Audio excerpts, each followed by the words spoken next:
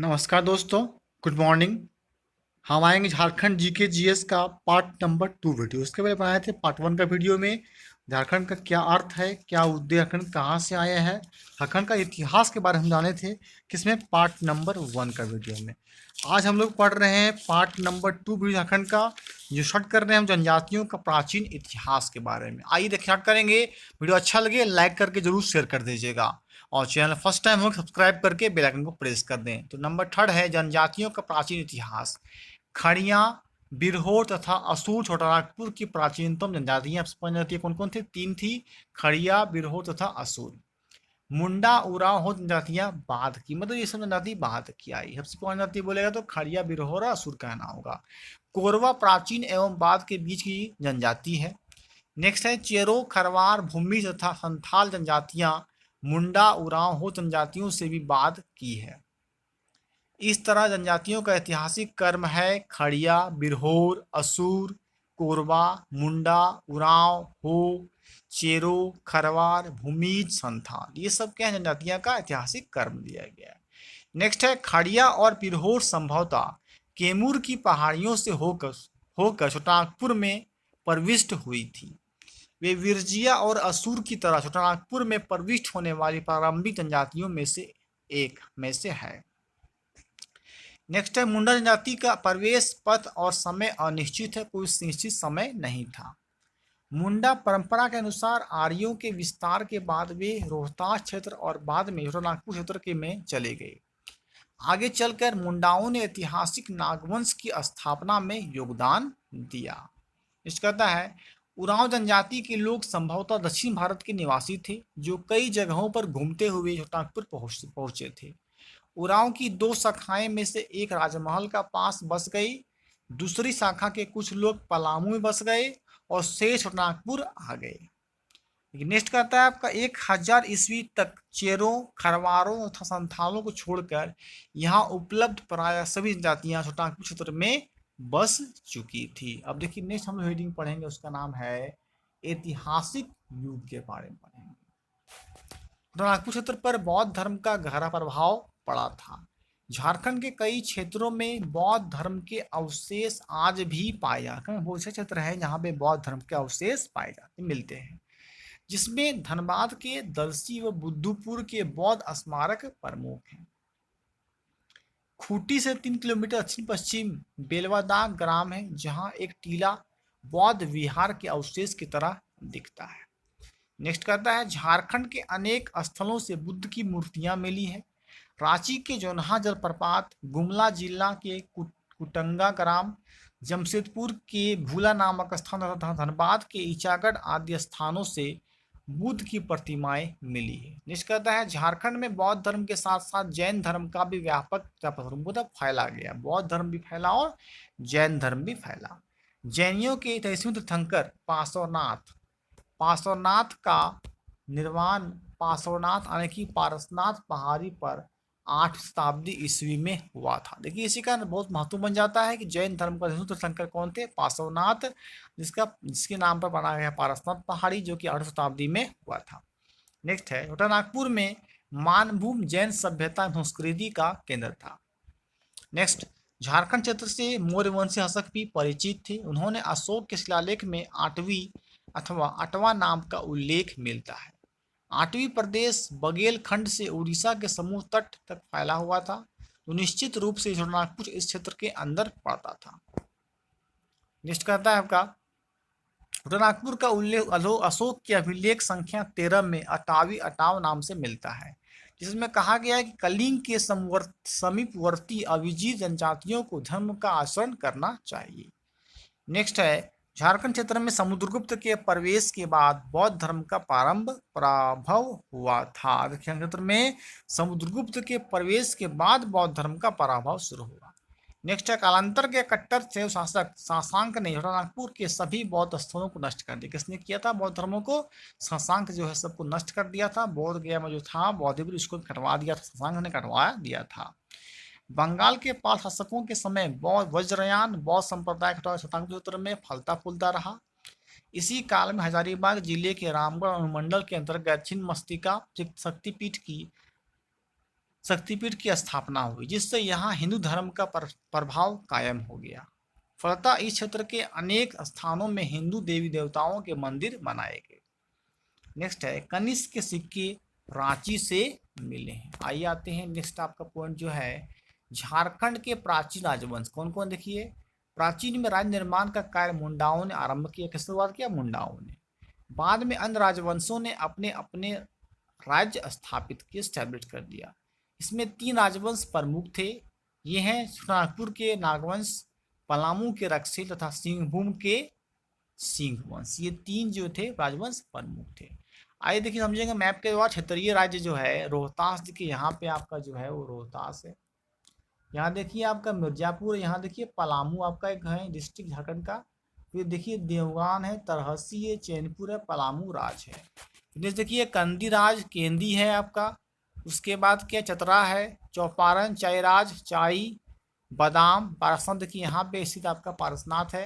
खगड़िया राज जो है झरिया देखिए यहाँ पे है आपका। पंचित राज, दालमी, पकवीरा, बीरभूम राज यहाँ पे, सरायकेला राज, घाटशिला यहाँ पे। देखिए तो मैप में आप देख सकते हैं कौन सी किस जगह पे कहाँ क्या है, किस राज्य क्या बिलोंग कर रहा है।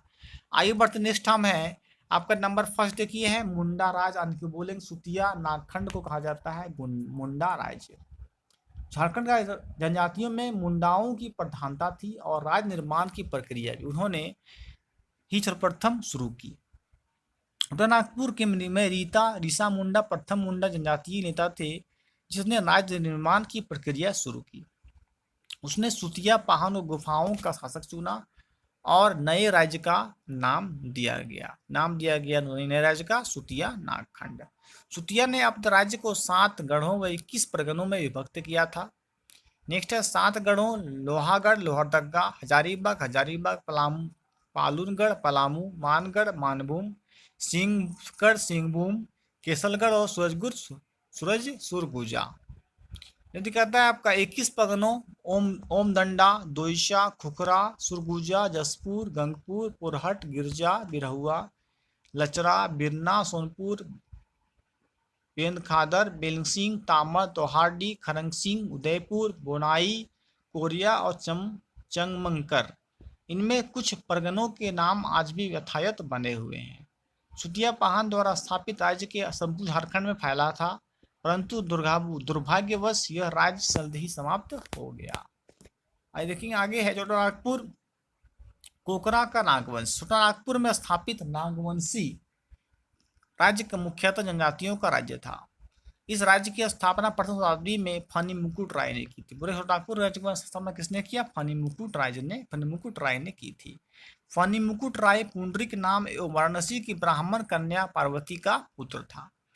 नेक्स्ट है फनी मुकुट राय का विवाह पंचायत के गोवंशी राजपूत घराने में हुआ था। नेक्स्ट है फनी मुकुट राज्य के राजा में 66 परगने थे। 22 घटवारी में, 18 खुखरागढ़ में, 18 दोईसागढ़ में और 8 जर्चीगढ़ में थे। फनी मुकुट राय ने सुतियाम्बे को अपनी राजधानी बनाया। किसको बनाया? सुतियाम्बे को। सुतियाम्बे में उन्होंने एक सूर्य मंदिर की स्थापना की थी। फनी मुकुट राय के समय यहाँ की जनता मुख्य जनजातीय थी। जनजाति के मुख्य थी, इंपॉर्टेंट थी।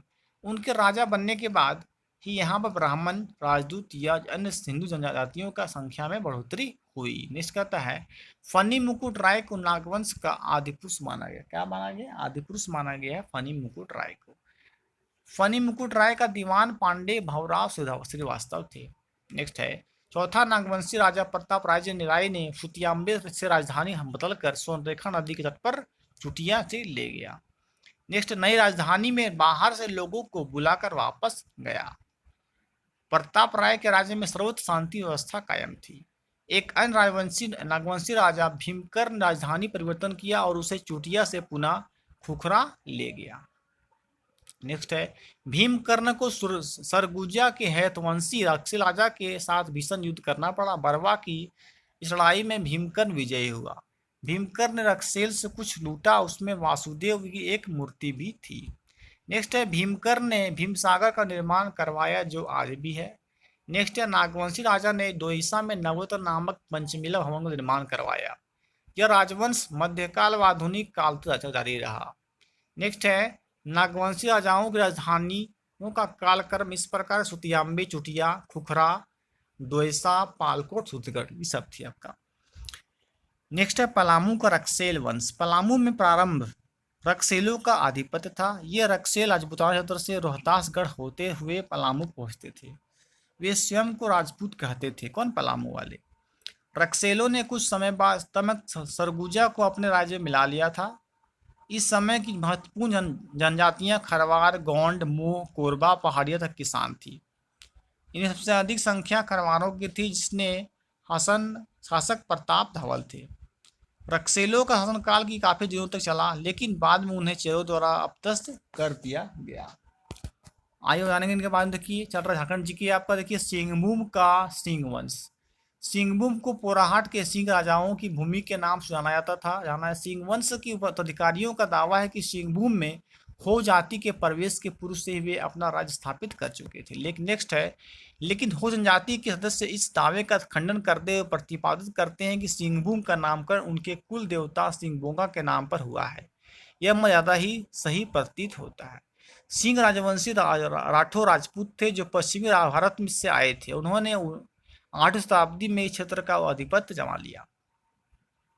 नेक्स्ट है सिंह वंश की प्रसिद्ध शाखा के संस्थापक काशीनाथ सिंह थे।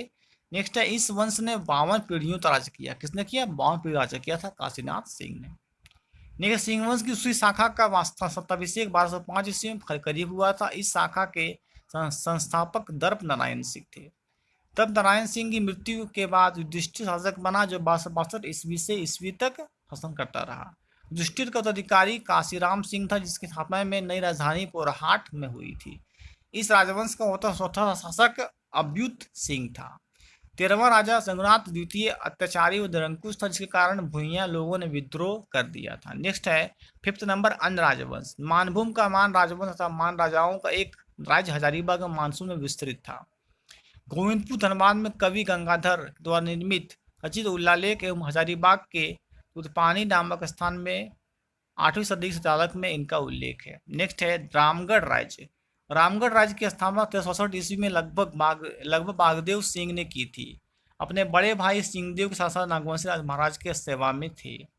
नेक्स्ट कालांतर में बागदेव सिंह और उनके भाई सिंहदेव सिंह का नागवंशी राजाओं के साथ मतभेद हो गया। नागवंशी राजा से अलग होकर ये लोग कर्णपुरा आ गए, जहां पर स्थापित राजा को पराजित कर कर्णपुरा पर अधिकार कर लिया।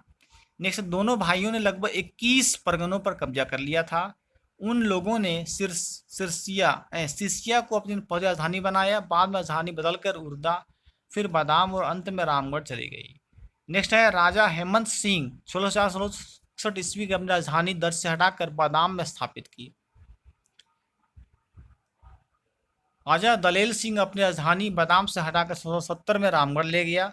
और राजधानी परिवर्तन का मुख्य कारण भौगोलिक एवं ऐतिहासिक दृष्टि से बादाम का अनुरक्षित होना था। आइए आगे जानेंगे और भी।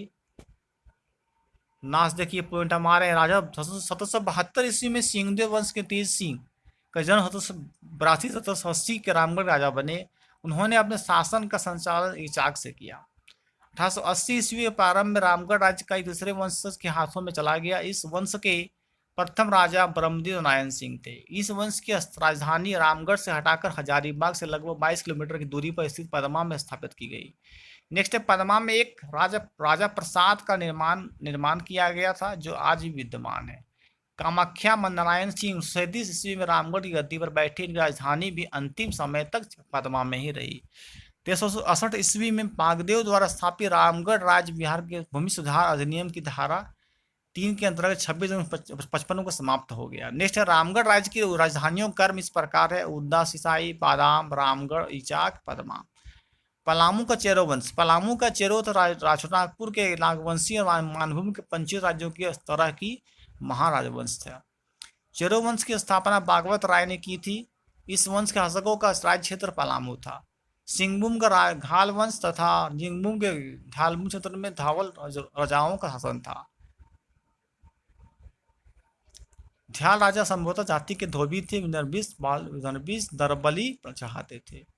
नेक्स्ट है पंचायत के राजा भी सिंहासन धोबी ही थे। उन्होंने एक ब्राह्मण कन्या से विवाह कर लिया था। इस विवाह से उत्पन्न बालक ने धालभूम राज्य की स्थापना की थी। नेक्स्ट है खड़गडिया राज्य। खड़गडिया राज्य रामगढ़ राज्य का उत्तर पूर्वी में स्थित था। इस राज्य की स्थापना 15वीं शताब्दी में हंसराज देव नामक दक्षिण भारतीय ने की थी।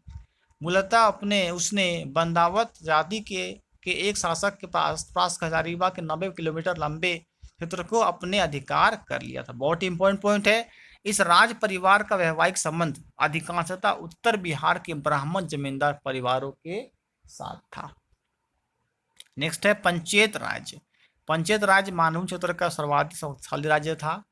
इस राज्य की उत्पत्ति और स्थापना के विषय में प्रचलित जनश्रुति के अनुसार इसकी स्थापना काशीपुर के राजा रानी की तीर्थ यात्रा के क्रम में पैदा हुए पुत्र ने किया था। बड़ा होने पर यह बालक पहले मांझी बना, फिर परगना चौरासी का राजा बना। इसी कारण में आगे हटकर पाचमगढ़ का निर्माण किया। नेक्स्ट हो देखिए लास्ट सेंटेंस, राजा ने कपिला गाय की पूंछ को राजचिन्ह के रूप में स्वीकार किया।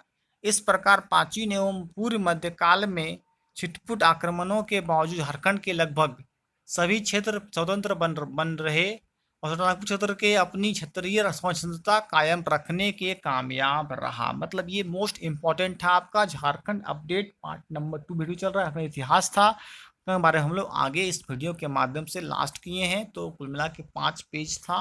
अच्छा क्वेश्चन है, आपको बढ़िया से याद कर ले, मेरी बातों को सुने तो आपको बहुत ज़्यादा बेनिफिट होगा। Okay, thank you.